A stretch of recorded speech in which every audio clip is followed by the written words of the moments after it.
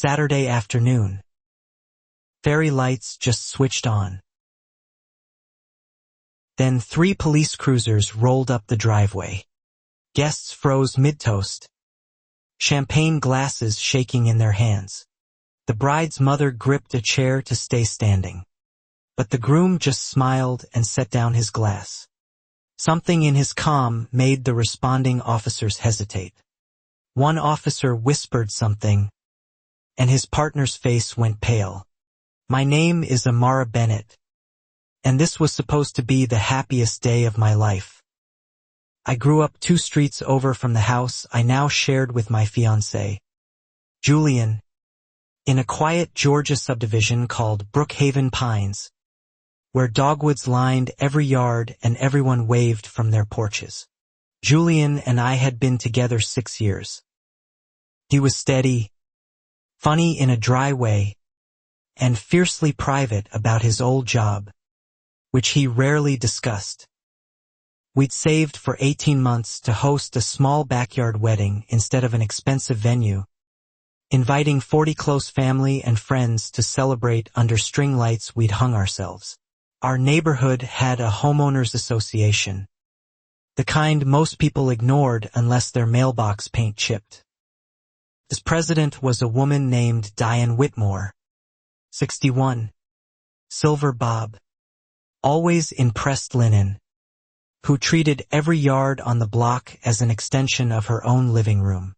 Diane had lived in Brookhaven Pines for 22 years and considered herself its unofficial historian, gatekeeper, and moral compass.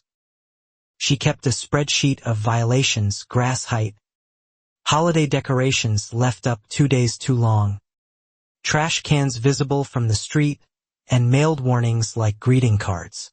When Julian and I bought our house 8 months earlier, Diane showed up within a week holding a laminated welcome packet and a tape measure. She measured our fence. She measured our porch railing. She smiled the entire time, but her eyes moved like she was cataloging evidence. At first I thought she was simply thorough. My mother, visiting from Charlotte, said some HOA presidents were just lonely people who needed a hobby. I wanted to believe that too, so I baked Diane banana bread and left it on her porch with a friendly note. Diane never mentioned the banana bread. Instead, 2 days later, we received a violation notice about our garden hose being visible from the sidewalk. Felt petty, but harmless.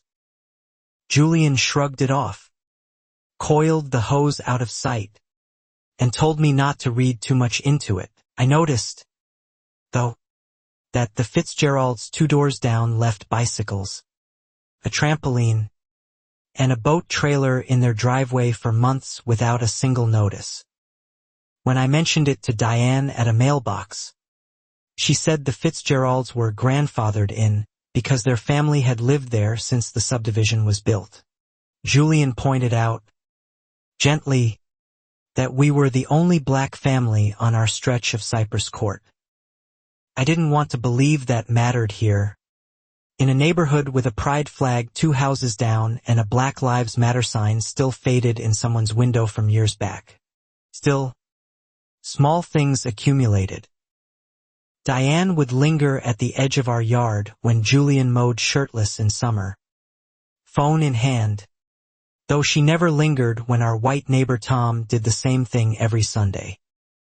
I told myself I was imagining a pattern where there wasn't one. When we announced our engagement, several neighbors dropped off congratulation cards.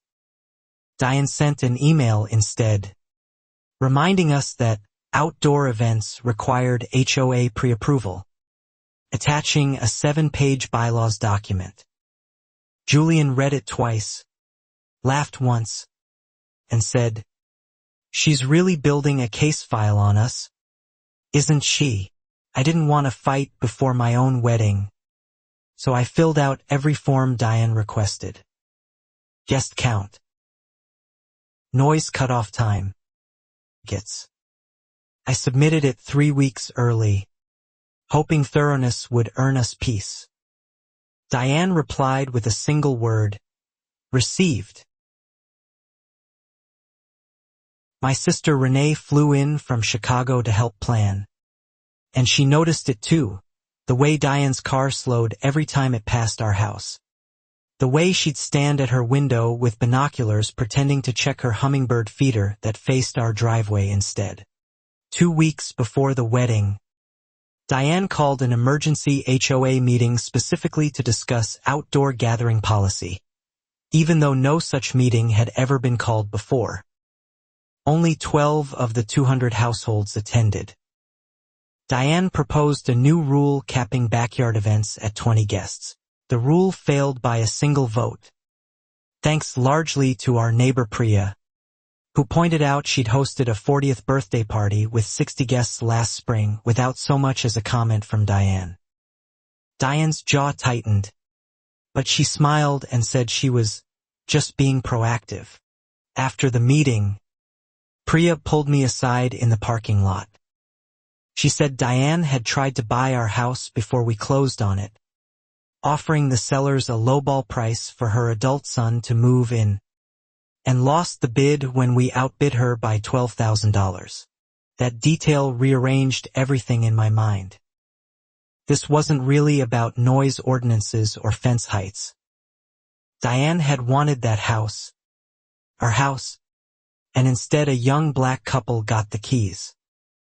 I told Julian that night, and for the first time, I saw real worry cross his face. "Let her be upset about a house," Julian said, pulling me close on the couch.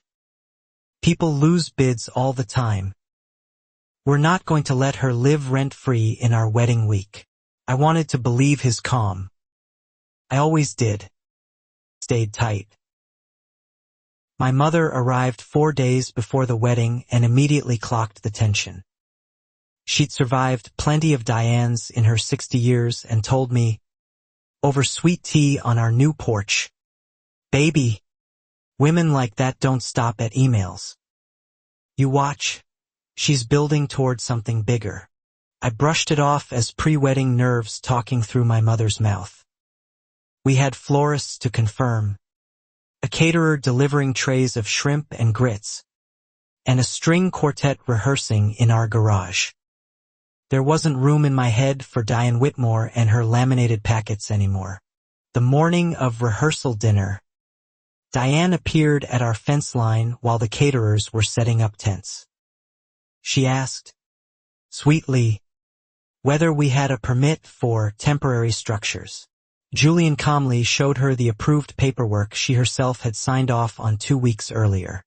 Diane studied the signature like she didn't recognize it, then said, almost to herself, "We'll see how Saturday goes," and walked away without another word. Julian and I exchanged a look. Neither of us said anything, but we both felt the temperature of the week shift. That night I couldn't sleep. Interaction. Every clipped smile. Every measured tape. Julian slept soundly beside me, one hand resting on my hip, utterly unbothered. I envied that calm and wondered, not for the first time, where it came from. Friday, the day before the wedding, our contractor delivered the arch we'd rented, a simple wooden structure draped in eucalyptus.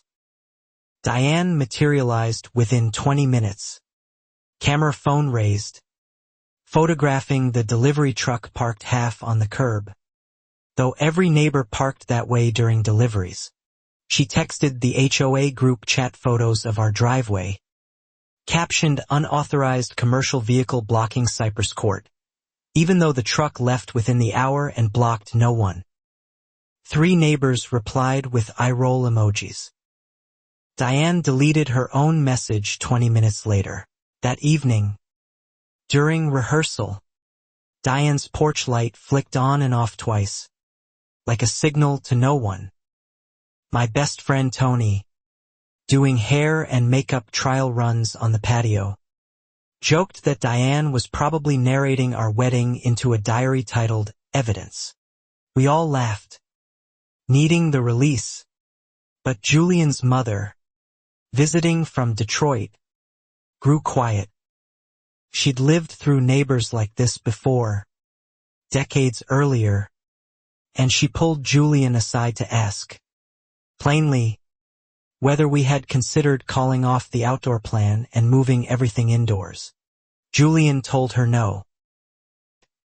Followed every rule, paid every fee, and he wasn't going to let one woman's resentment shrink our wedding into a living room. His mother nodded slowly, but I saw her slip her rosary into her clutch that night. Saturday morning arrived warm and clear, the kind of Georgia sky photographers dream about. My mother curled my hair while Renee steamed my dress in the guest room. Downstairs, Julian's groomsmen set up chairs in rows across our backyard, laughing over coffee and biscuits. At 9 a.m., a white envelope appeared taped to our mailbox. No stamp, no postmark. Inside was a single sheet, a formal HOA notice of nuisance investigation, dated that morning, citing reasonable belief of impending disturbance. My hands shook reading it in my wedding robe. Julian read it twice, expression unreadable, then folded it and slid it into his jacket pocket without a word. "Not today," he said quietly. "Today we get married. It can wait until tomorrow."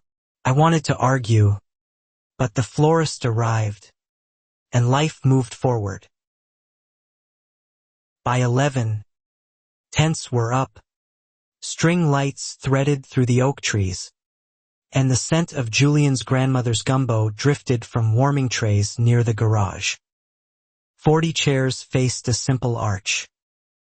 It looked, finally, like the wedding we'd sketched on napkins 2 years earlier. Diane's car pulled out of her driveway around noon and didn't return for 3 hours. Priya texted me, "She's up to something. Be careful." But I set my phone face down and let my cousins zip me into my dress, refusing to let dread wear the day's colors. At 2 p.m., guests began arriving, parking exactly where our approved plan specified, walking up single file along the sidewalk as instructed. Julian's old army buddies showed up in dress shirts, hugging him hard, calling him Cap, a nickname I'd never fully understood but never questioned. By 3:30, our backyard buzzed with laughter, gospel music humming low from a speaker, and the smell of fried chicken and cornbread mixing with magnolia blossoms. My father, nervous in his rented tux, kept checking his watch, counting down to walking me down the aisle. At exactly 4 p.m., the quartet began the processional.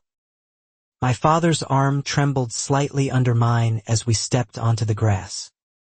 40 faces turned toward us, glowing with love, none of them aware that 3 houses down, a phone was already dialing a number that wasn't 911.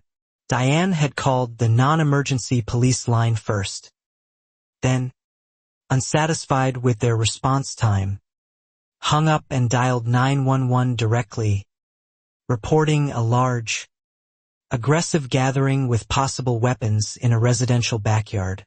Words that would later appear, word for word, on the dispatch log.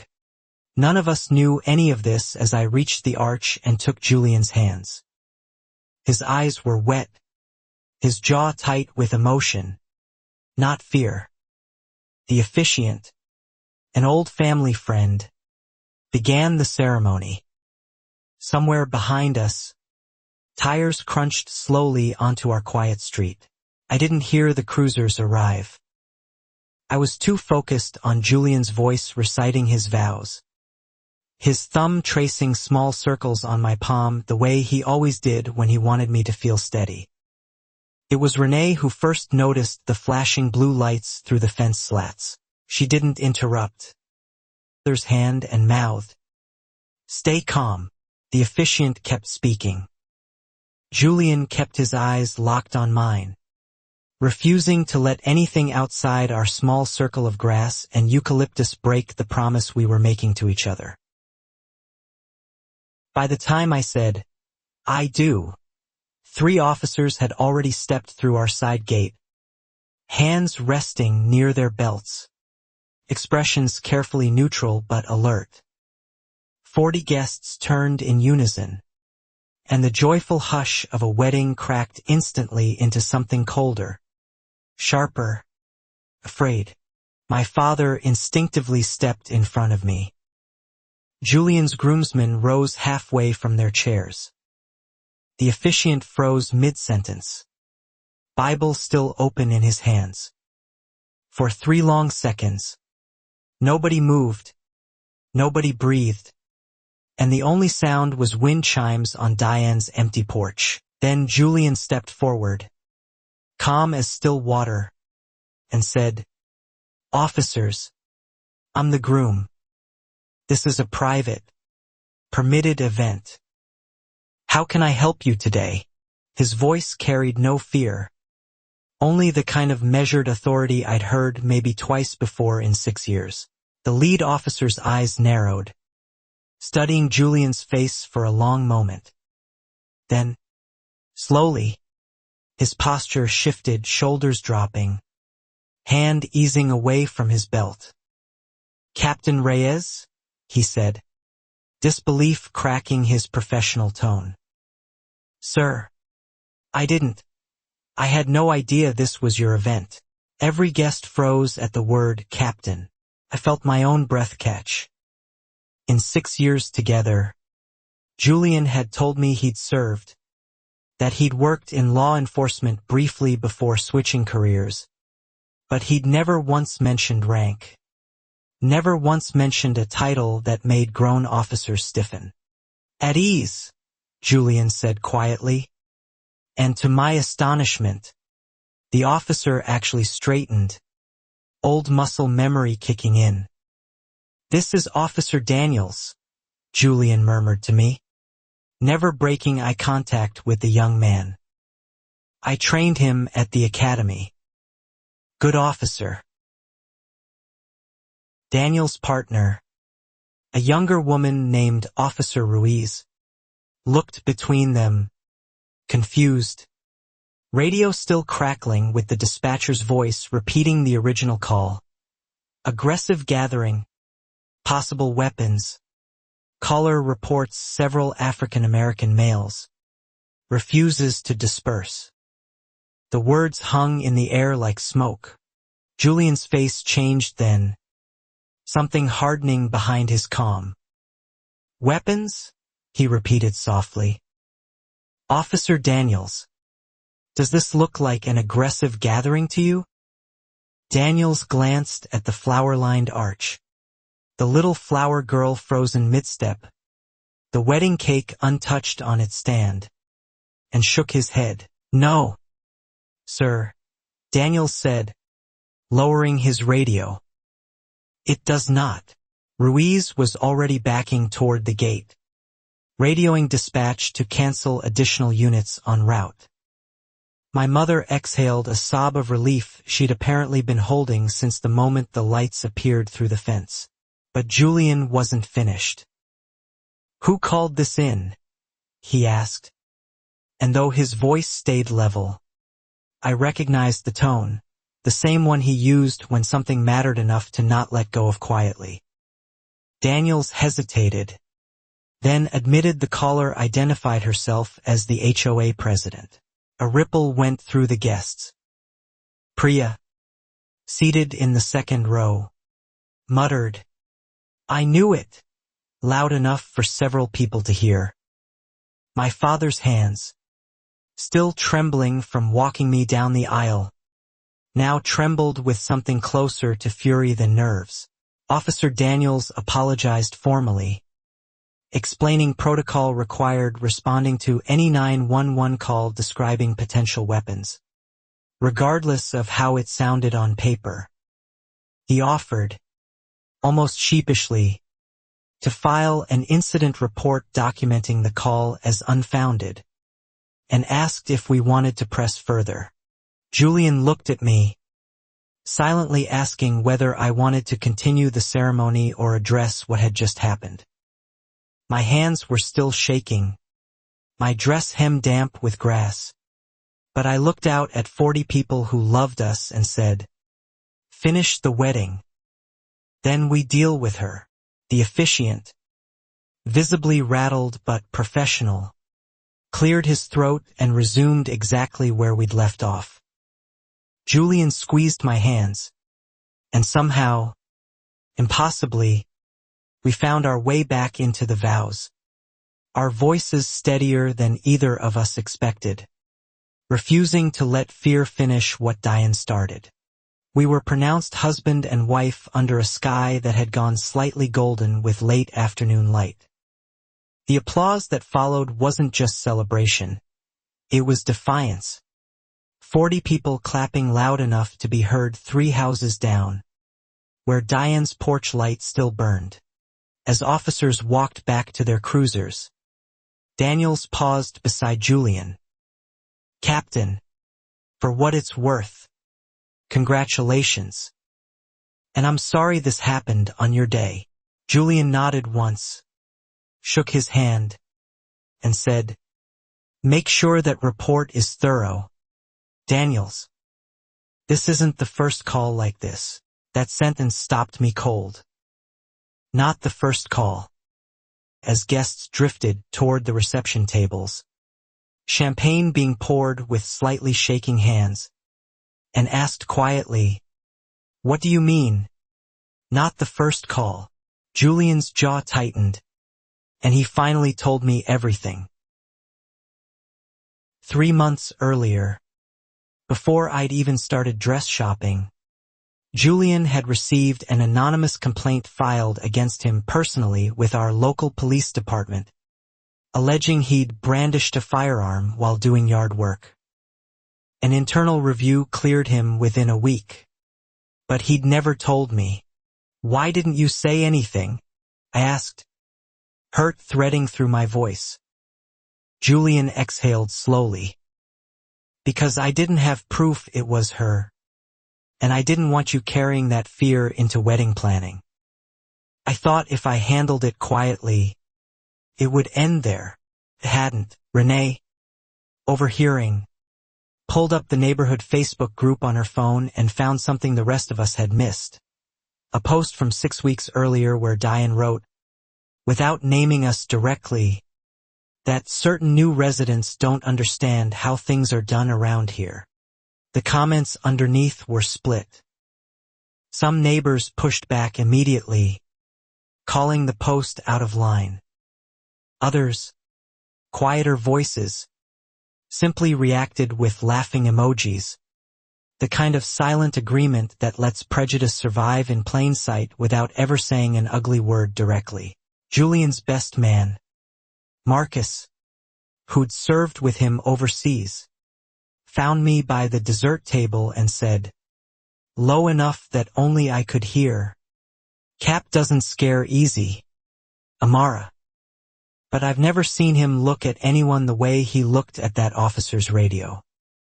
He's done being quiet. The reception carried on, string lights glowing warmer as the sun dipped. But underneath the laughter and clinking glasses, something had shifted. Guests whispered about the police cars. Phones lit up with texts to neighbors who hadn't attended. By nightfall, half the subdivision knew what happened. Around 8 p.m., as the DJ played our first dance song, I noticed Diane's silhouette in her upstairs window, watching. She didn't come out. She simply stood there, arms crossed, as if she were still waiting for the party to be shut down. Julian saw her too. Didn't break stride in our dance, but I felt his hand tighten slightly on my waist. "Tomorrow," he murmured against my ear, "we're not letting this go." Not because I'm angry for me. Because she'll do this to someone else next. That night, after the last guest left and the rental company hauled away chairs, Julian sat at our kitchen table in his untucked wedding shirt, laptop open, quietly pulling up the HOA bylaws Diane herself had emailed us weeks earlier. He read until nearly 2 in the morning. I found him there, still in his dress shoes, highlighting sections about board member conduct, conflict of interest, and grounds for removal. "You're doing legal research on our wedding night," I said, half laughing, half exhausted. He looked up and said simply, "Someone has to stop her." The next morning, Sunday, my mother made coffee while Julian printed 3 documents: the fabricated brandishing complaint from months earlier, the emergency HOA meeting minutes, and the official police incident report Daniels had promised, which had arrived in his inbox at 6 a.m. Unusually fast and unusually detailed. The report noted something none of us had caught in the chaos. Dispatch records showed Diane's 911 call originated not from her landline, but from a burner-style prepaid phone registered under a different name, purchased at a gas station 2 counties over the week before our wedding. "She planned this," my father said, reading over Julian's shoulder, disbelief and anger warring on his face. "This wasn't some panicked neighbor mistake. She bought a separate phone so the call couldn't be traced back to her directly." The kitchen went quiet except for the coffee maker's hiss. Julian nodded slowly. "Harassment anymore. Depending on how our state statutes define it. Filing a false emergency report describing weapons that don't exist could be a criminal matter. Not just an HOA violation." Renee, still in pajamas, whispered, "Good. Burn it down." We spent Sunday afternoon compiling everything.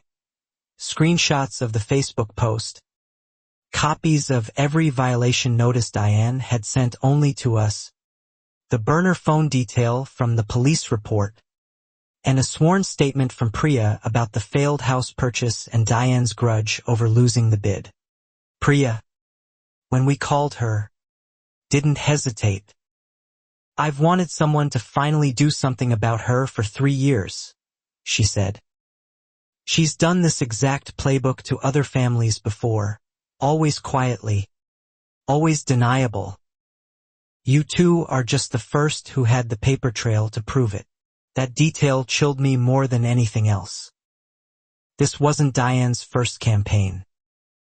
It was simply the first time someone had married a retired police captain with the instincts, patience, and connections to actually build a case instead of quietly moving away like the families before us. By Sunday night, we had a folder, digital and printed, thick enough to matter.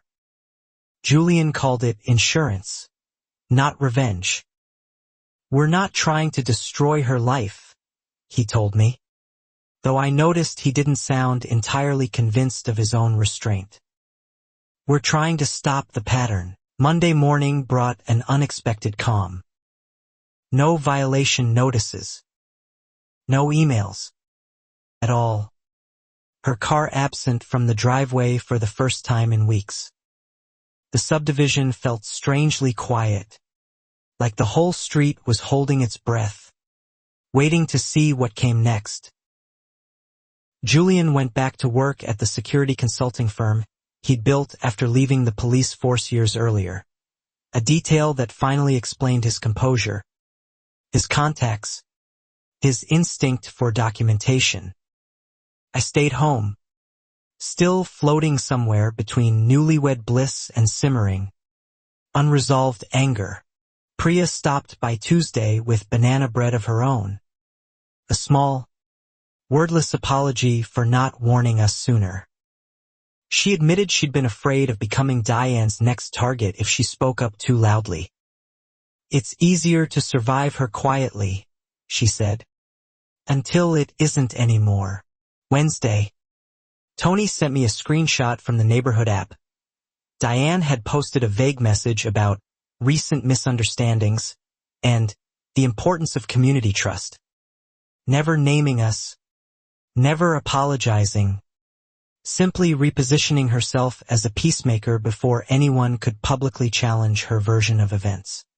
Julian read the post twice and said nothing, just closed his laptop with quiet finality. That night, over dinner, he told me the HOA's annual board meeting was scheduled for the following Thursday, open to all residents, required by bylaws to include a public comment period. That's where we do this, he said. Not online. In front of the board. On record. With documentation. I felt my stomach tighten with anticipation and fear in equal measure. Part of me wanted to let it go and simply enjoy being married. But every time I closed my eyes that week, I saw the flower girl frozen mid-step, the officiant's Bible hanging open, my father's trembling hands. I understood then that letting it go wasn't really an option. Not if it meant Diane would simply find her next target. Thursday arrived gray and humid, the kind of Georgia evening that promised rain by nightfall. Julian wore a plain gray suit, no tie, calm as ever, while I clutched the folder we'd assembled, my palms sweating despite the air conditioning humming overhead in the community clubhouse. We arrived early, claiming seats near the front. Slowly, the room filled. More neighbors than I'd ever seen at an HOA function. Word of Saturday's police cars having traveled the entire subdivision by now. Diane sat at the head table, composed, silver bob perfect, folder squared neatly before her. She smiled at us as we walked in, the same practice smile she'd worn measuring our fence 8 months earlier. Amara, Julian, congratulations again, she said sweetly, loud enough for nearby residents to hear, as if nothing at all had happened 4 days prior in our backyard. The meeting opened with routine business, a proposed pool schedule, a debate about mailbox paint colors while I sat rigid, watching the clock, watching Diane's practiced calm, watching Julian's hands, folded and still, betraying nothing of the storm I knew was coming. Finally, the HOA secretary called for public comment. Priya stood first, unprompted, and calmly described the pattern she'd witnessed over 3 years. Selective enforcement, targeted notices, a persistent focus on newer, younger, and notably more diverse homeowners while longtime residents faced no scrutiny at all. A murmur rippled through the room. Diane's smile flickered, just slightly, before resetting. I simply enforce our bylaws fairly, she said smoothly. I'm sorry if anyone feels singled out. Julian rose then, folder in hand, and the entire room seemed to lean forward at once. Mrs. Julian began, voice calm but carrying easily across the room. On Saturday, 3 police units responded to my wedding, in my own backyard, based on a 911 call describing a large, aggressive gathering involving weapons. That call came from you. Silence dropped over the room instantly. Diane's composure cracked for the first time, a flicker of genuine alarm crossing her face before she recovered. I was concerned about noise levels, she said, voice tightening. I never mentioned weapons. I simply called to report a disturbance, as any responsible resident would. Julian opened the folder and read, calmly and precisely, directly from the official police incident report. The dispatcher's transcript describing aggressive gathering, possible weapons, several African American males refusing to disperse. Someone in the back row gasped audibly. Diane's face drained of color. I never said weapons, Diane stammered, glancing at the board members flanking her, none of whom met her eyes now. Dispatch must have misquoted me. I was distressed. I may have exaggerated in the moment, but I would never invoke race. I don't see color. Julian pulled a second document from the folder. This is the burner phone registration used to place the call, he said. Purchased at a gas station in Coweta County. 6 days before my wedding. Under a name that traces back to your late husband's unused middle name. A collective intake of breath moved through the room like wind through trees. Diane's hands, resting on the table, began to tremble almost imperceptibly. That proves nothing, she said, though her voice had lost all its earlier smoothness, thinning into something closer to panic. It proves premeditation, Julian said quietly. You didn't panic and misdial 911 in a moment of confusion. You bought a separate phone, under a separate name, 6 days in advance, specifically to make an anonymous, untraceable call on my wedding day. The room stayed dead silent. Diane looked toward the HOA board members beside her, seeking support, but found only averted eyes and stiff, uncomfortable postures. Even her closest allies on the board, people who'd defended her petty enforcement for years, seemed unwilling to publicly stand beside this particular accusation. I stood then, folder trembling slightly in my own hands, and read from the anonymous complaint filed against Julian 3 months earlier, alleging he'd brandished a firearm while mowing our lawn. A complaint the police department had cleared within a week as entirely baseless. We can't prove who filed that one, I said, my voice shaking but steady enough to carry. But the timing lines up exactly with when you lost the bid on our house. We just find it interesting that the harassment started the same week you found out we'd outbid you. The room erupted into murmurs. Several longtime residents turning to stare at Diane with expressions I hadn't seen from them before. Not sympathy, but something colder. The particular disappointment reserved for people who'd finally shown their true face after years of careful performance. Diane stood abruptly, chair scraping loudly against the linoleum. This is a coordinated attack, she said, voice rising. An ambush, clearly orchestrated to embarrass me in front of my neighbors. I've served this community for over 2 decades, and this is the thanks I receive.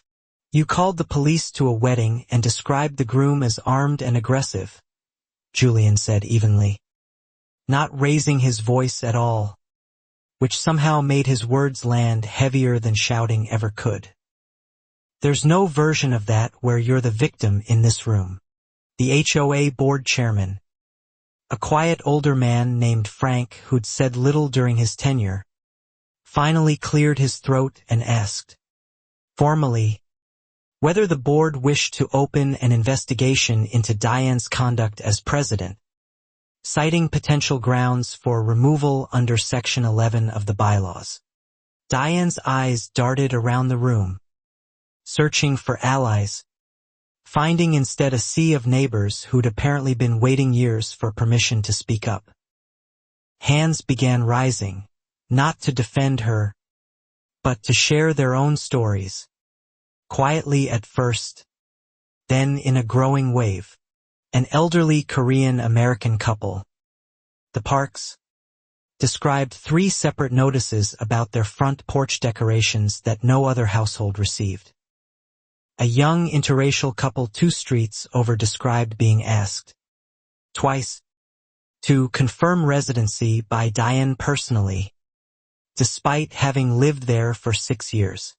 Each story added weight to the pattern Priya had first named minutes earlier.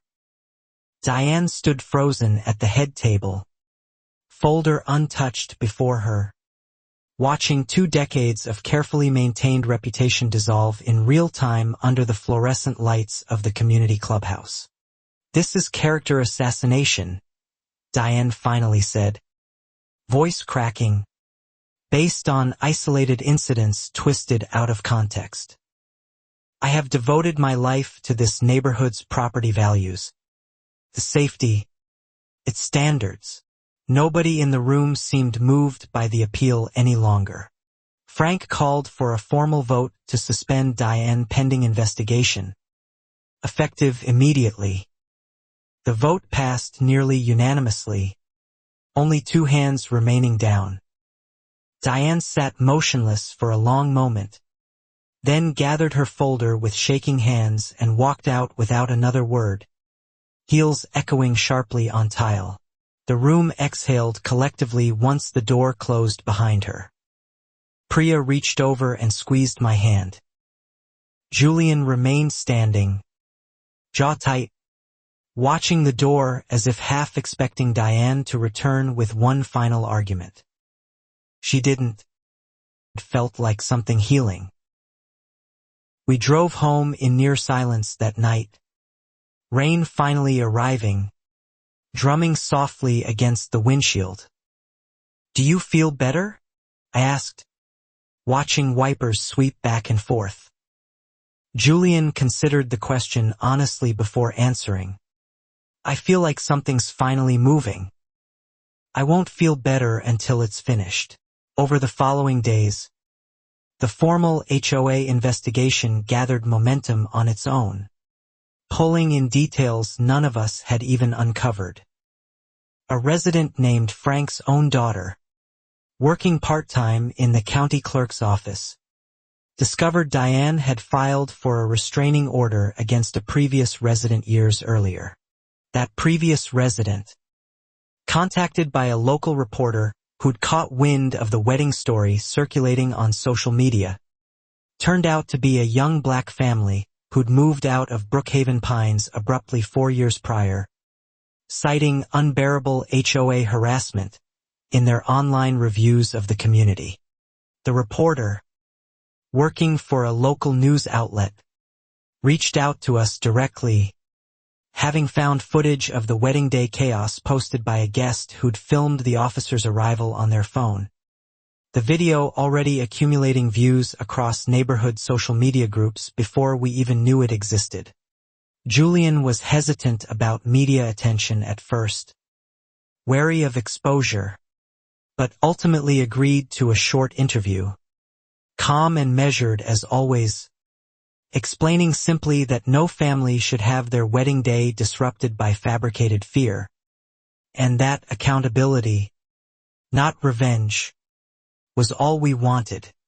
The story ran locally first, then began spreading further, gaining traction under headlines describing the wedding, the police, and the retired captain. Groom, whose composure had become, almost overnight, a small symbol of something people badly wanted to see, dignity refusing to be provoked into ugliness. Diane, meanwhile, retreated from public view entirely, her car rarely seen, her porch light dark most nights. Priya mentioned she'd overheard, through the grapevine, that Diane's adult son had stopped speaking to her after learning the full details of the fabricated 911 call. That detail surprised me until Priya explained further. Diane's son, turned out, had been quietly dating a woman who was black for over a year, something Diane had never publicly acknowledged. And the wedding scandal had forced an uncomfortable reckoning inside her own family that none of us had witnessed. I didn't feel triumphant learning that. Mostly I felt a strange, heavy sadness, imagining decades of quiet prejudice calcifying inside one woman until it finally erupted loudly enough to fracture even her own family. all while she insisted, right up to the very end, that she didn't see color. Julian, more practical than sentimental, kept building the formal case regardless of Diane's personal unraveling, meeting twice with a lawyer friend from his old department to discuss whether the fabricated weapons claim constituted a prosecutable false report under state law, separate entirely from HOA proceedings. The lawyer, a soft-spoken woman named Carla, reviewed our folder for nearly 2 hours before looking up and saying plainly, "This isn't just an HOA problem anymore. Filing a false emergency report describing a fabricated threat is a criminal offense in this state, and you have documentation most victims never get."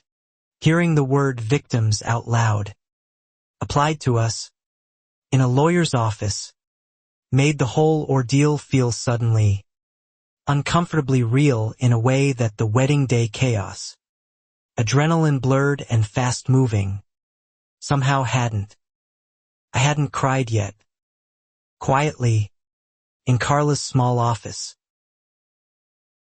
Julian held my hand across the table, thumb tracing the same steady circles he'd used at the altar days earlier, grounding me the way he always did. "We don't have to press charges," he said softly. "We can stop wherever you want to stop.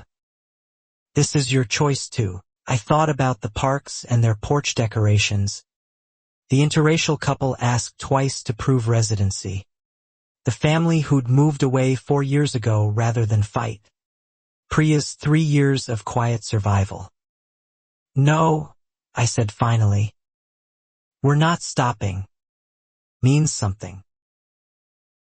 Carla began drafting the formal complaint that week, coordinating with the police department's internal affairs division regarding the fabricated 911 call, while the HOA's independent investigation continued separately, pulling financial records that would soon reveal something none of us had anticipated at all.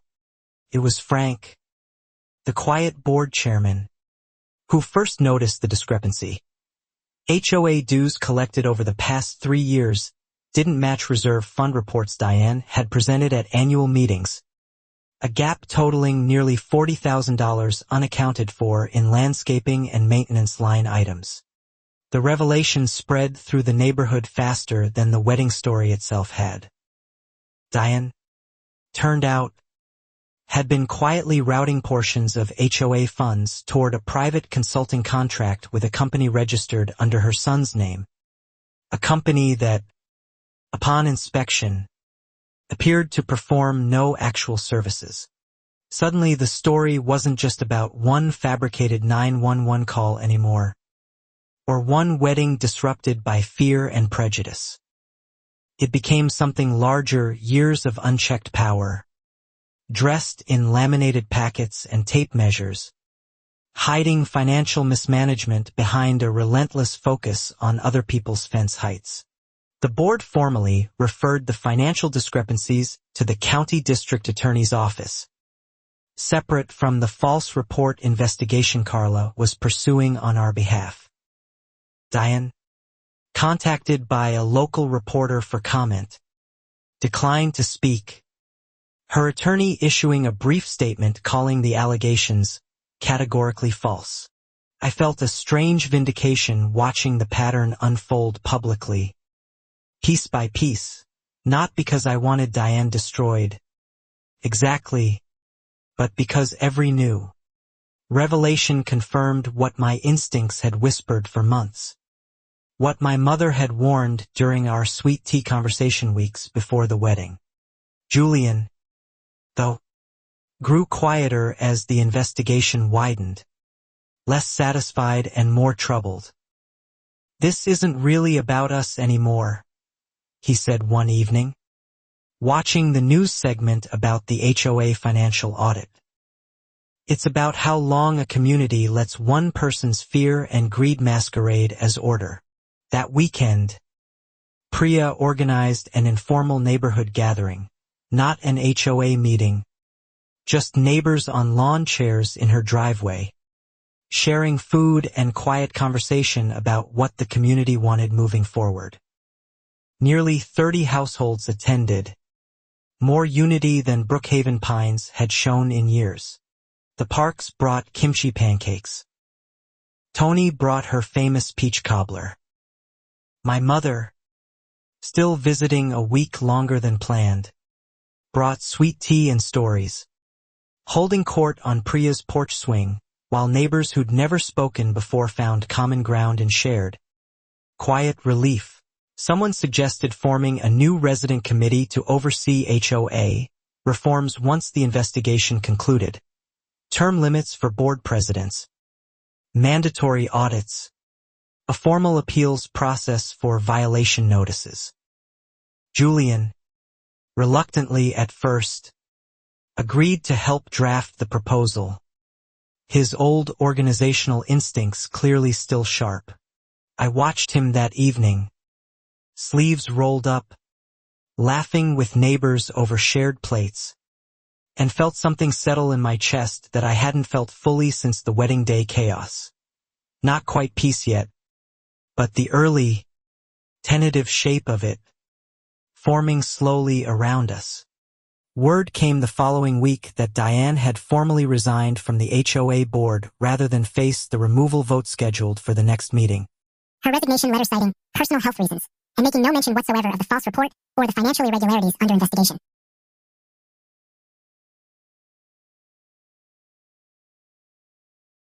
Frank read the resignation letter aloud at the next meeting anyway, followed immediately by a unanimous vote to formally bar Diane from holding any future HOA position and to pursue full restitution of the missing funds through the county's ongoing financial investigation into her conduct.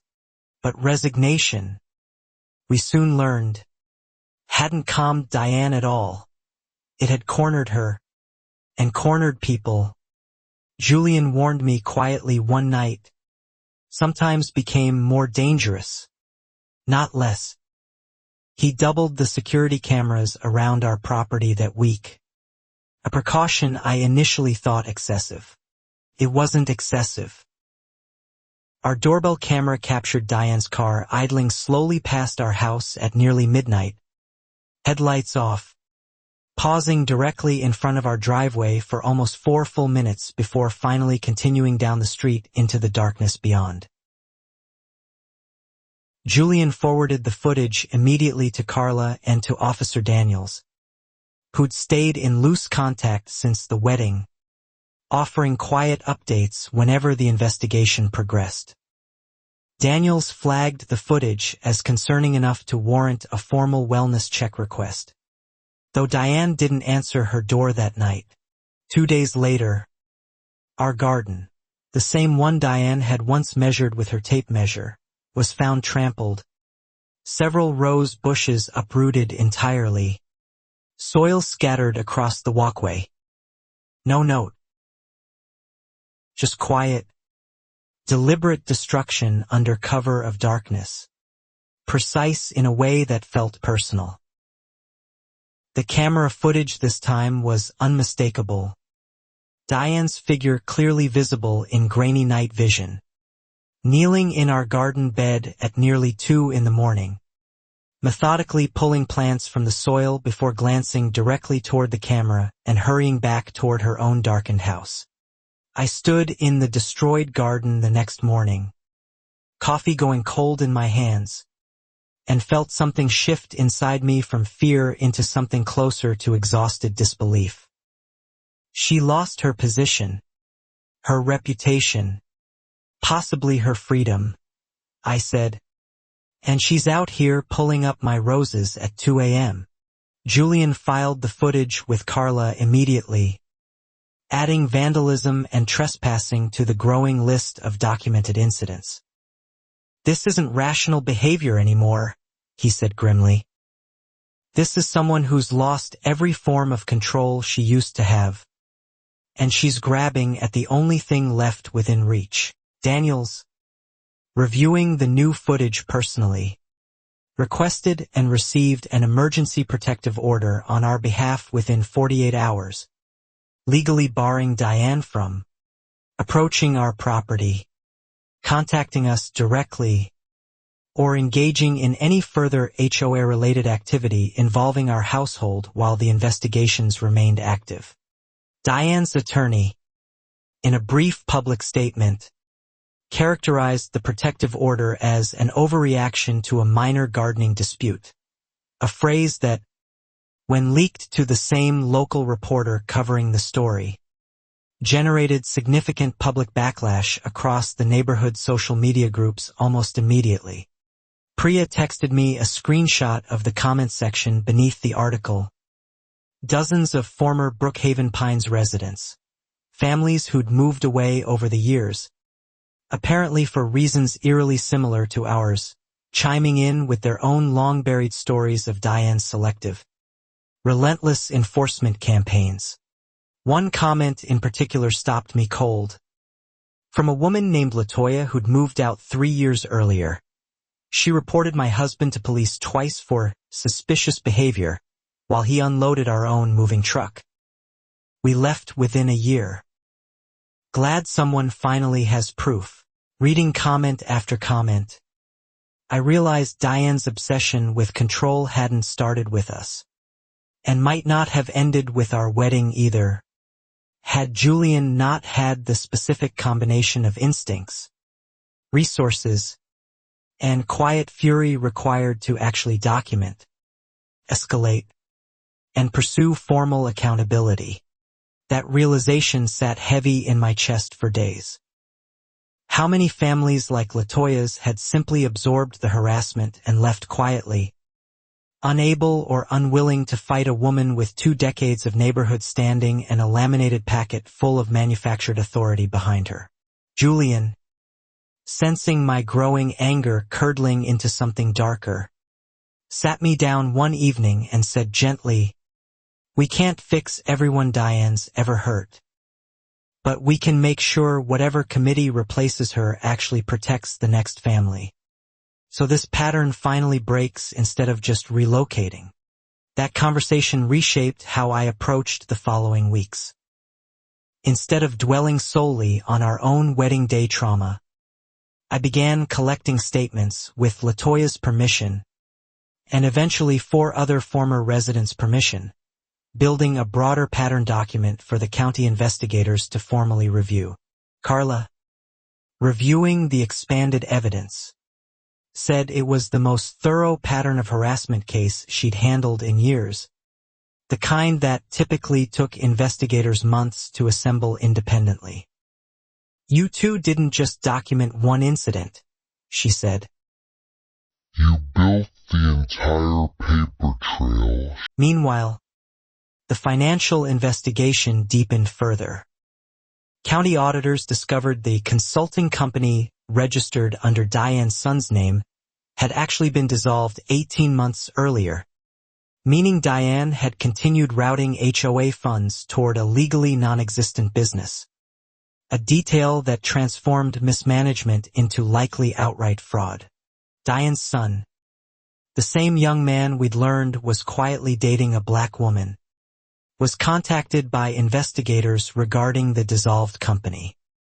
According to Priya's sources, he cooperated fully, apparently horrified to learn his own name had been used, without his knowledge, in his mother's financial scheme. That particular revelation, more than anything else, seemed to finally crack whatever remained of Diane's public composure. She was seen twice that week arguing loudly on her own porch, voice carrying across the quiet street, though neighbors reported she appeared to be alone both times.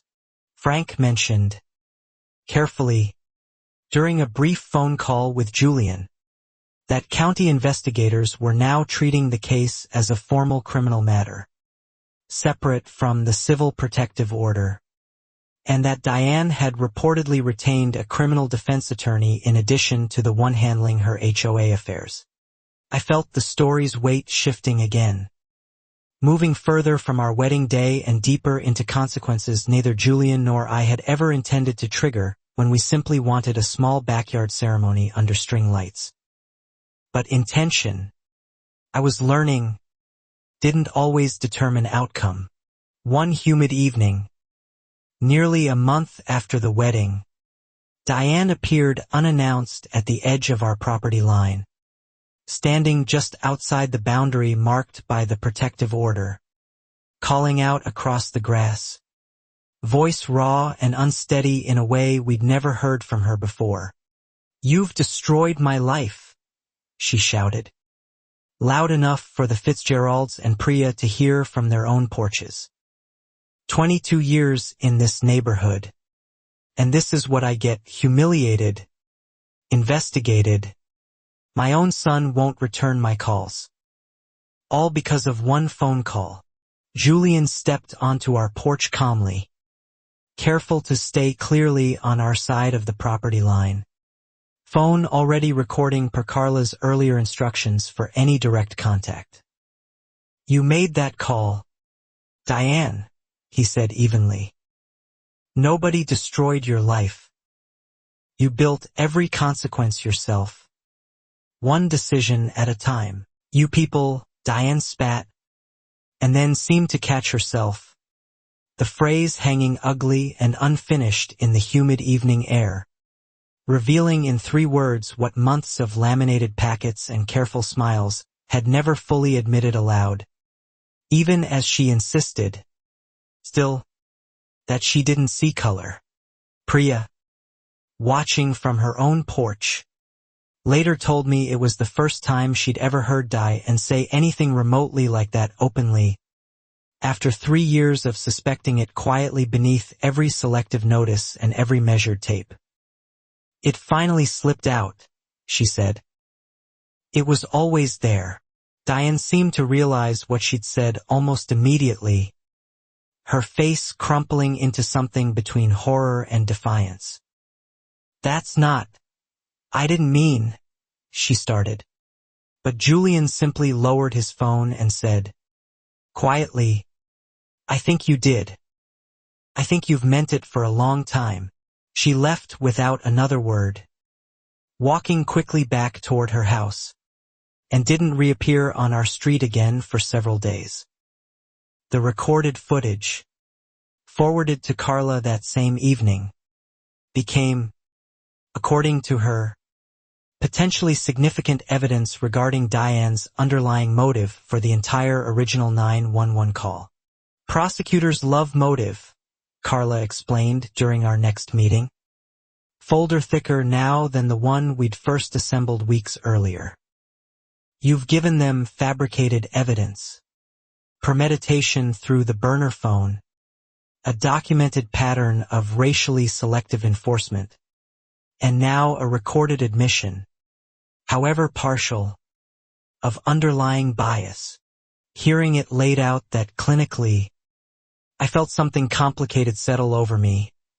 Not triumph exactly, but a grim, exhausted clarity. This had never really been about noise complaints or fence heights or even, ultimately, about the house Diane had wanted and lost. It had always been about this. Julian, reading my face across Carla's small office, reached for my hand again. "You okay?" he asked quietly. I nodded, though I wasn't entirely certain yet. "I just wanted a wedding," I said.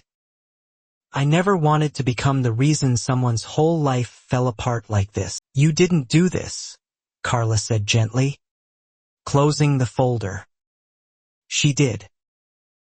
Every call, every uprooted rose bush, every word she just said on your lawn, those were her choices, made freely, over months.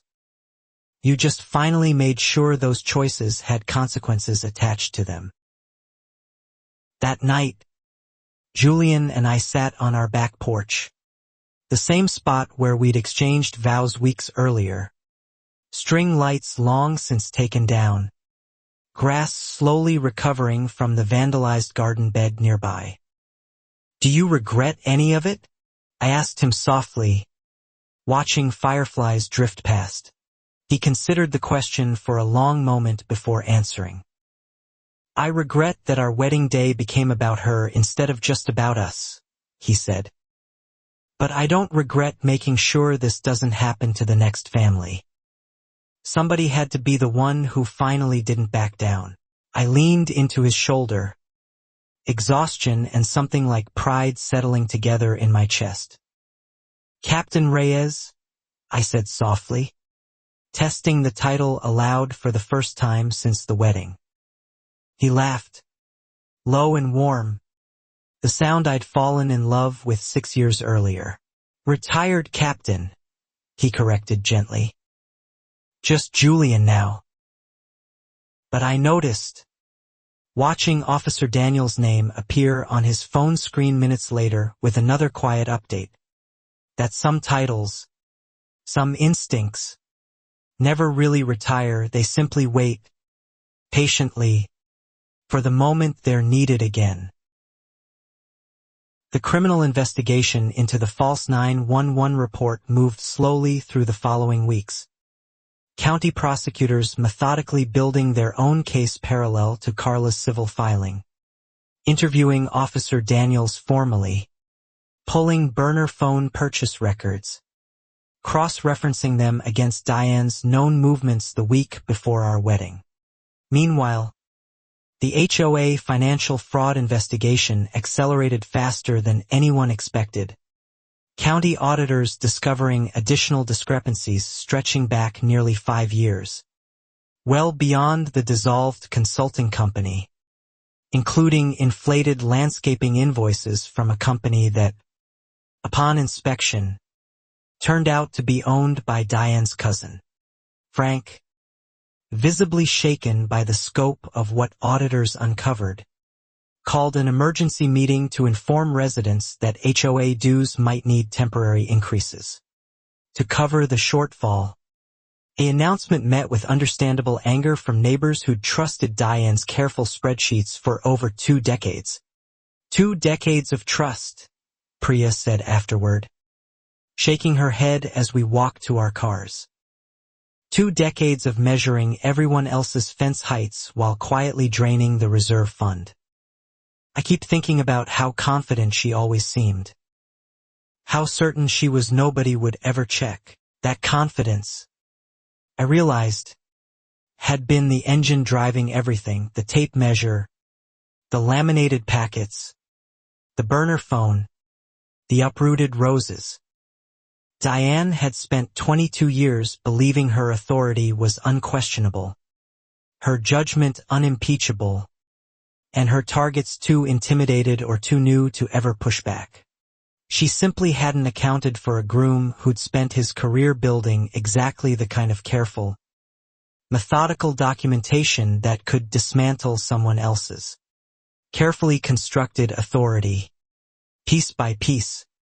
The same patient instincts that had once made him a captain now turned quietly toward justice closer to home. Media attention, meanwhile, hadn't fully faded. A larger regional outlet picked up the story roughly 6 weeks after the wedding, framing it around both the fabricated 911 call and the subsequent financial fraud discovery. A combination that made the story resonate far beyond our small subdivision. Strangers began recognizing Julian occasionally at the grocery store, offering quiet nods of support, a few even thanking him for not letting it slide, language that made him visibly uncomfortable each time. I didn't do this for strangers, he told me after one such encounter. I did it for us. I understood the discomfort. Neither of us had wanted to become symbols of anything. We'd wanted string lights and gumbo and a quartet playing softly under oak trees.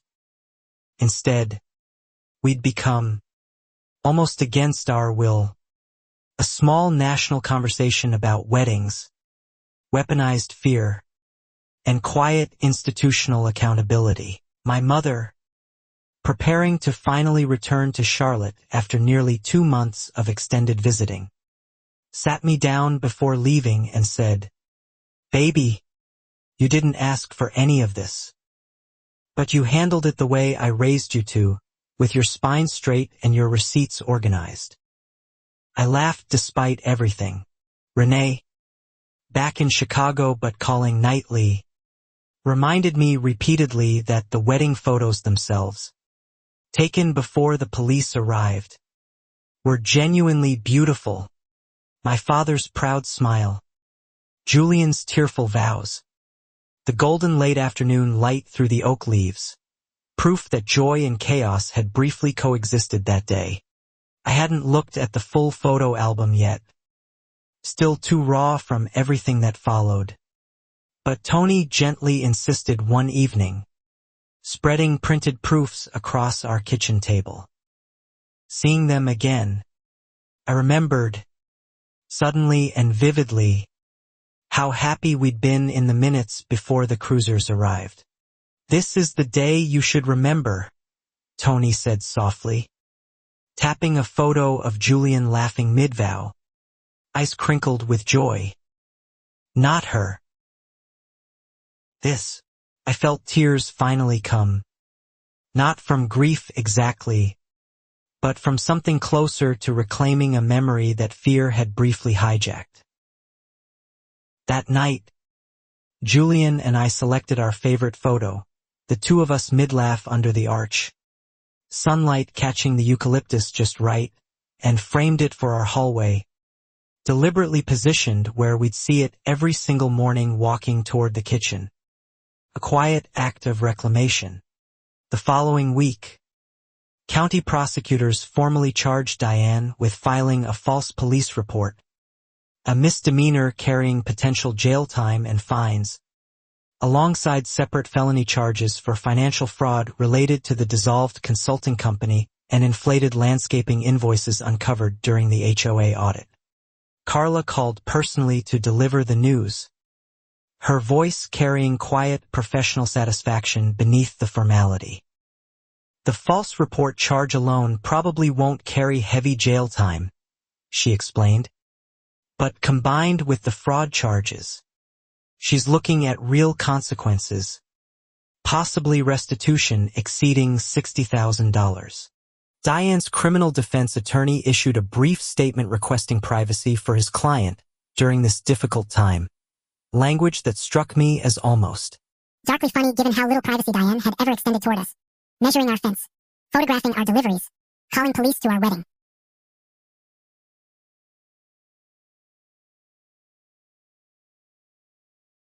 Priya, reading the same statement aloud over coffee on her porch, laughed without much humor. "Difficult time," she repeated. She spent 22 years making other people's time difficult.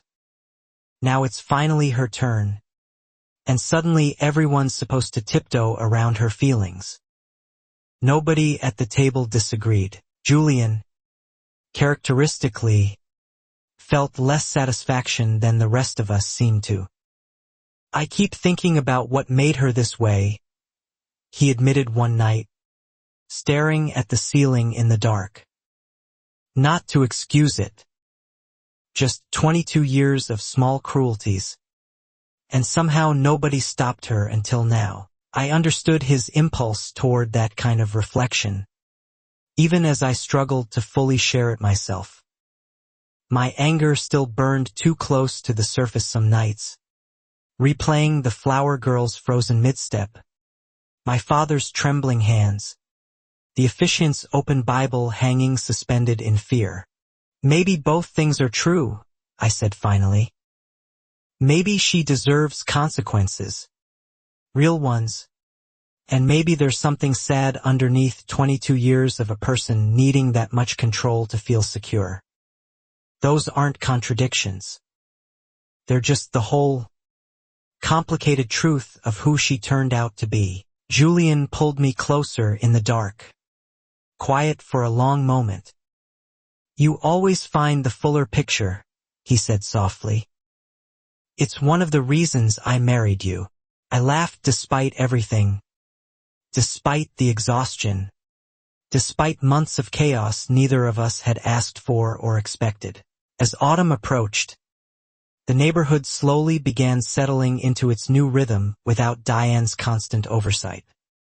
Frank, elected as permanent HOA president in a special election, immediately implemented term limits, mandatory financial audits, and a formal appeals process for any future violation notices issued.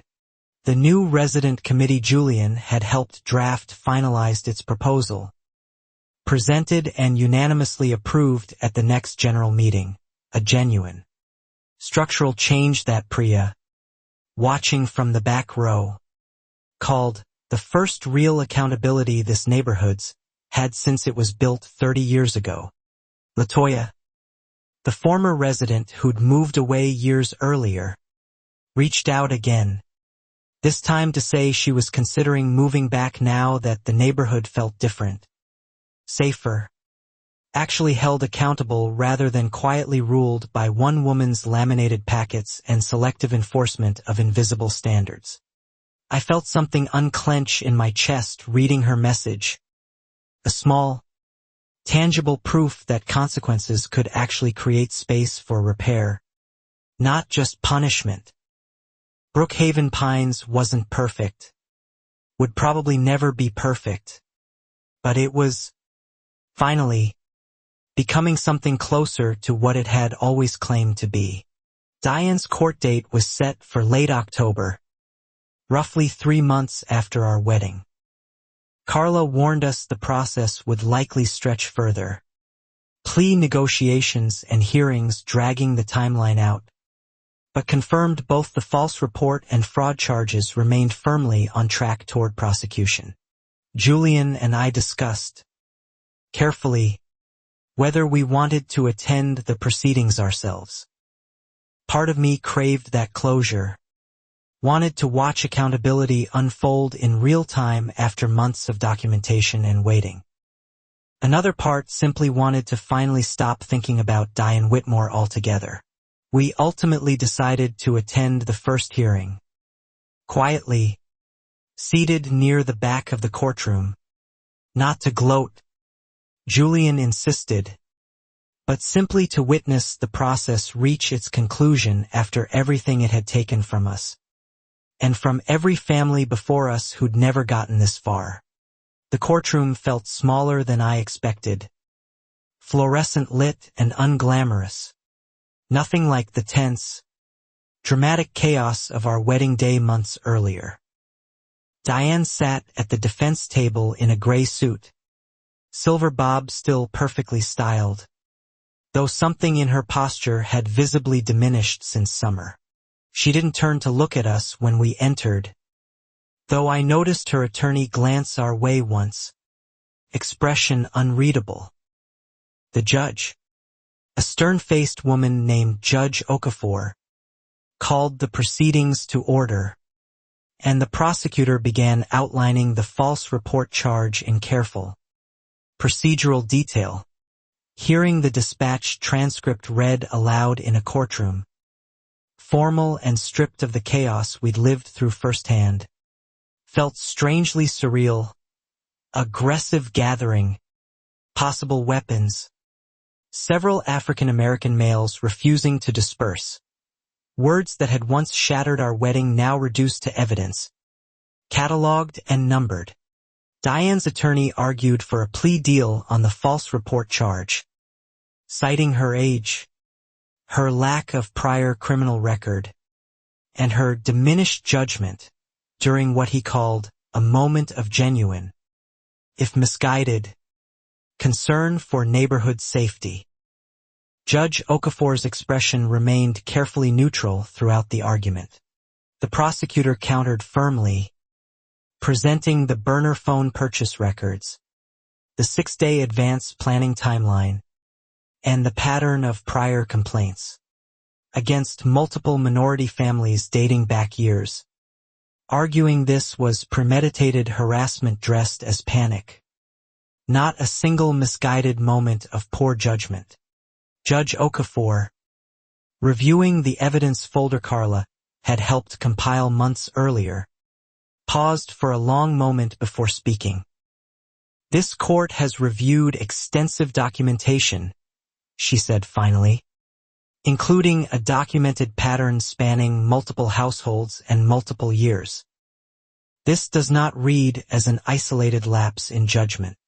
She denied the requested plea deal reduction, scheduling formal sentencing for the false report charge to proceed alongside the separate fraud case still moving through parallel prosecution. Diane's shoulders visibly sagged at the ruling, her attorney leaning close to murmur something we couldn't hear from the back row. Outside the courthouse afterward, reporters gathered near the steps, having caught wind of the hearing's outcome. Julian declined most questions politely but firm, offering only a brief statement. We're grateful the court is taking this seriously. Our hope now is simply that no other family experiences what we did. A local reporter asked me directly how it felt watching the process unfold. I considered the question carefully before answering. Relieved, I said. Exhausted. I just want to go home and have a quiet dinner with my husband without thinking about any of this for one evening. That evening, we did exactly that, ordered takeout, ate at our own kitchen table, deliberately avoided discussing the hearing, and instead talked about mundane, comforting things, whether to repaint the guest bedroom, whether Renee might visit again for Thanksgiving, whether the roses might finally recover by spring. Over the following weeks, the fraud case against Diane progressed toward its own resolution, county prosecutors ultimately securing a plea agreement requiring full restitution of the misappropriated HOA funds, nearly $72,000 once all discrepancies were finally tallied, alongside a suspended sentence contingent on compliance.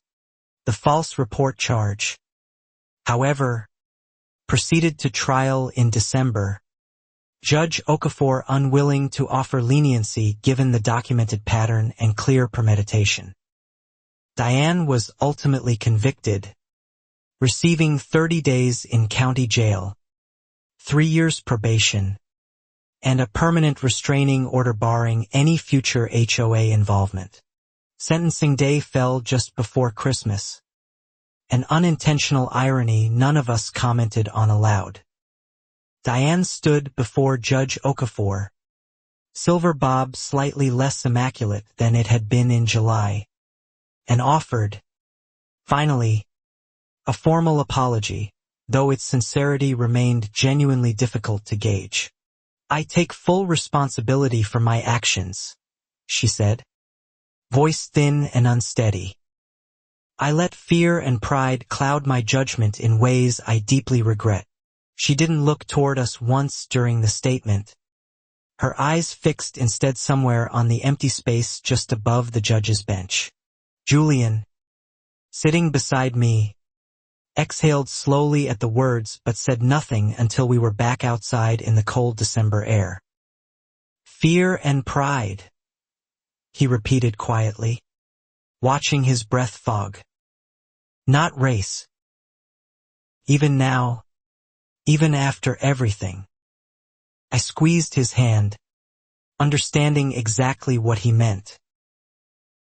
Some truths, I was learning, people simply never said out loud. No matter how thoroughly the evidence spoke for them instead, the burner phone, the dispatch transcript, the patterns spanning years and multiple families, the ugly phrase that had slipped out on our own front lawn months earlier. We drove home in comfortable silence, Christmas lights beginning to appear on neighbors' houses along the way, Brookhaven Pines slowly transforming into something warmer than it had felt in months. Frank had organized a neighborhood tree lighting event for that weekend, the first communal gathering since summer's chaos. Priya met us at our door with a small gift, homemade candles wrapped in ribbon, a quiet gesture of the friendship that had formed unexpectedly through everything we'd endured together. You two changed something real here, she said. Not just for yourselves. For everyone who comes after you. That sentiment followed us through the winter. Small proof accumulating steadily that consequences could ripple outward into genuine repair. LaToya did move back eventually, in February, welcomed by neighbors who now actively checked in on each other rather than quietly enduring one woman's relentless surveillance alone. The interracial couple who'd been asked twice to confirm residency finally felt comfortable enough to host their own backyard gathering that spring. Inviting half the neighborhood, including us, laughter and music filling the same kind of evening air that had once carried sirens instead of celebration.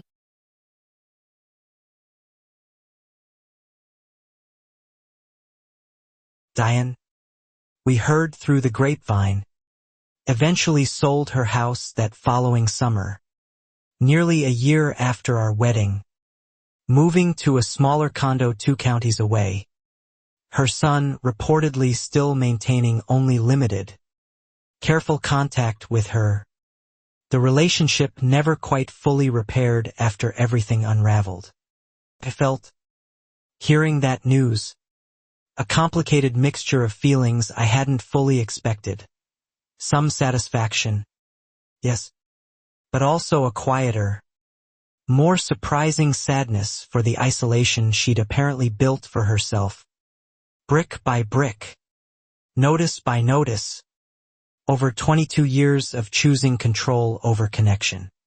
Julian, characteristically more settled about the whole outcome than I was, simply said, she built that isolation herself. Every choice, every call, every uprooted rose bush. We didn't do that to her. Had consequences instead of continuing quietly forever unchecked. That spring, nearly a year after the wedding, we hosted a small anniversary gathering in the same backyard. String lights rehung along the same oak trees. The roses finally recovered and blooming again along the walkway Diane had once trampled in the darkness of that terrible night. 40 guests returned. Many of the same faces from the original ceremony. Alongside new friends we'd made through everything that followed Priya, Frank, LaToya, the Parks, the interracial couple 2 streets over. Officer Daniels even stopped by briefly, off-duty, bringing a small gift and quiet congratulations. Figured I owed you both a peaceful visit to this yard, he said, half joking, shaking Julian's hand warmly. Last time I was here didn't exactly go the way any of us planned. Julian laughed, genuine and easy, a sound that had grown steadily more frequent throughout the recovering year. Standing under the same arch, now draped in fresh eucalyptus instead of the original wilting bundle, I found myself thinking not about Diane at all, but about everyone gathered in our yard because of what had happened, a community reshaped, however painfully, into something more honest. My mother, visiting again from Charlotte, raised a glass that evening and offered a toast. To Amara and Julian, she said, who turned somebody else's ugliness into something that made this whole street a little bit better. That's not something everyone could do. I'm proud of you both. Renee, home from Chicago for the occasion, added her own toast right after, lighter and funnier, teasing Julian gently about his secret captain title finally being revealed to the entire neighborhood in the most dramatic possible fashion. Everyone laughed, the sound carrying warm and easy across the yard. Julian, standing beside me with his arm around my waist, leaned close during a quiet moment and whispered, "Best wedding do-over anyone's ever gotten." I laughed, resting my head against his shoulder, watching fireflies drift between the string lights just as they had during our very first dance. As the evening wound down, guests slowly departing with hugs and promises to gather again soon, Priya lingered last, helping stack chairs in comfortable, easy silence beside us. "You know," she said finally, "this neighborhood needed someone who wouldn't just quietly move away. I'm glad it was you too." I thought about that comment for a long time afterward, turning it over while Julian locked up for the night. We hadn't set out to become anyone's symbol, hadn't wanted the media attention or the courtroom hearings or the exhausting months of documentation, evidence folders, and quiet dread. But sometimes, I was learning, the life you actually build looks different from the one you originally planned, shaped as much by how you respond to unexpected cruelty as by anything you carefully arranged yourself: string lights, guest lists, seating charts, all of it secondary to character revealed under pressure. Months later, when people asked about our wedding, and people still asked, occasionally recognizing the story from local news coverage that had long since faded from headlines, I found myself telling it differently than I once expected to, less about the sirens and more about what came after. I told them about Priya's courage speaking first at that HOA meeting, about Frank's quiet integrity uncovering financial records nobody else thought to check, about Officer Daniels choosing accountability over easy silence, about LaToya finally feeling safe enough to move back home after years away. Mostly, though, I told them about Julian, steady, patient, methodical Julian, who'd spent his career learning exactly how to build a case, how to wait, how to document quietly until the moment demanded action, and who'd turned every one of those instincts toward protecting the family we were building together. Officers froze because they recognized him. People sometimes said, retelling the story the way it had first spread online, focusing on that single dramatic moment. But I always corrected them gently. They froze because they recognized someone who wouldn't back down from what was right in front of him. That distinction mattered to me, more than the drama, more than the viral spread of a single video clip capturing officers' surprised faces at our wedding gate. What mattered was everything that came after: the folders, the courtrooms, the slow, difficult work of turning one bad day into lasting change.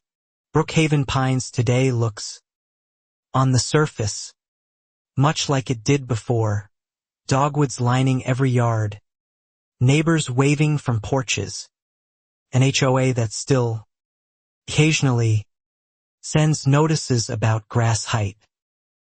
But underneath that familiar surface, something fundamental had shifted, quietly, permanently, in ways worth protecting.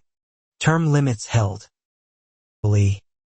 transparent and mandatory. The appeals process Julian helped draft got used exactly twice that first year, both times resulting in overturned notices. Proof the system now actually functioned the way it always should have functioned, long before Diane ever arrived. Diane herself, we eventually heard, had settled quietly into her new condo 2 counties away, largely out of contact with her former neighbors, her son maintaining only distant, careful ties. Priya mentioned once, almost gently, that she hoped Diane had found some measure of peace. Eventually, somewhere. I wasn't sure I shared that particular hope. Not fully, not yet. But I understood the impulse behind it, the same impulse that had made Julian pause. That night in the dark, wondering aloud what 22 years of small cruelties said about the person underneath them. Not to excuse it. Some wounds, I was learning, could hold both truths at once: genuine accountability for genuine harm, alongside a quieter, more complicated compassion for whatever had shaped a person into someone capable of that harm in the first place. Neither truth canceled the other out entirely. What I knew for certain, standing in our backyard nearly 2 years after that terrifying, beautiful, chaotic wedding day, was this: Julian had kept his vow. The one he'd made under that same arch. Promising steadiness. Promising partnership. Promising to meet whatever came for us together. Without flinching. And I had learned, through months of folders and courtrooms and quiet neighborhood gatherings, that I was capable of more strength than I'd ever fully known. The strength to finish vows under flashing blue lights. The strength to speak in front of a full HOA meeting. The strength to keep going. Our second anniversary came and went quietly. Just the two of us this time. Dinner at the small Italian restaurant where Julian had first told me he loved me. 6 years earlier. Long before backyards and HOA meetings and courtroom hearings had ever entered either of our lives. No surprises this year, he joked, raising his wine glass toward mine. Promise. Clinking my glass against his. Grateful, genuinely grateful, for ordinary evenings, for uneventful Tuesdays, for a life slowly settling back into the quiet rhythms we'd originally hoped for when we first bought that house. Sometimes, driving home past Diane's old house, now owned by a young family with 2 small children, a swing set installed where her meticulously edged flower beds once stood, I felt something close to closure, watching new laughter fill a space that had once held so much careful, quiet cruelty. The new owners, a friendly couple named the Osei family, had heard the story secondhand from Priya during their welcome visit, and had laughed, genuinely, at the idea of the same yard now hosting a swing set instead of a tape measure. Chaos and joy replacing surveillance and control.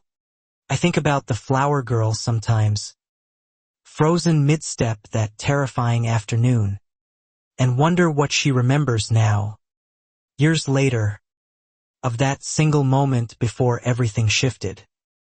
I hope she remembers, mostly, the laughter afterward, the reception, the dancing, the gumbo, the joy that ultimately outlasted the fear, because that's what I choose to remember too.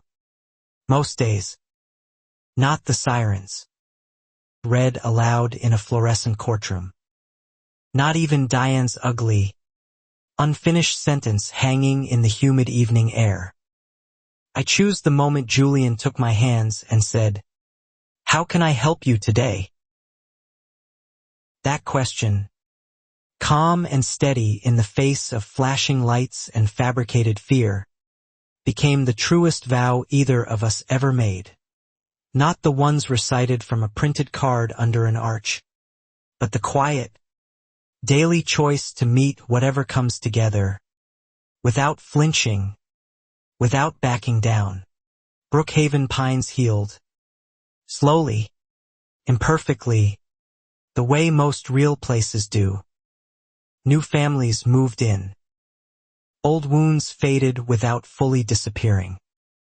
And every spring, our roses bloom again along that same walkway.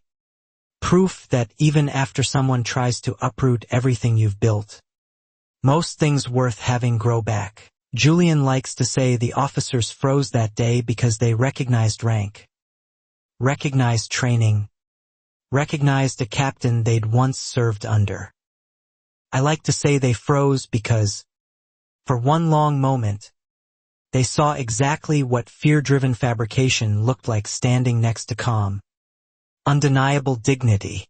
Both things, I've come to believe, were probably true at once, old respect and new recognition, colliding in a single suspended moment on our green summer lawn, transforming what could have been our wedding's darkest chapter into, instead, its most unexpectedly defining one. We still host gatherings in that same backyard every summer. String lights rehung each June. Gumbo simmering on the same warming trays. Laughter carrying easily across a fence line that no longer feels watched. No longer feels measured. No longer holds its breath waiting for flashing lights to arrive. Diane never did try to purchase another home in Brookhaven Pines. Her old spreadsheet of violations, we later learned through Frank, had simply been discarded during the board transition. 22 years of petty cataloging reduced finally to nothing more than recycling, forgotten paper, and quiet, well-earned neighborhood peace. And so the wedding that once stopped under flashing blue lights finished. Months later, exactly the way it always should have, not with sirens, not with fear, but with roses blooming again along a garden path. And two people standing steady together, refusing, always, to let anyone uproot what they'd built. Some neighbors call it the wedding that changed Brookhaven Pines. Julian just calls it our anniversary. I call it the day I learned exactly what my husband meant when he promised, all those years ago, that he'd always meet fear with calm, and turn someone else's cruelty into lasting change.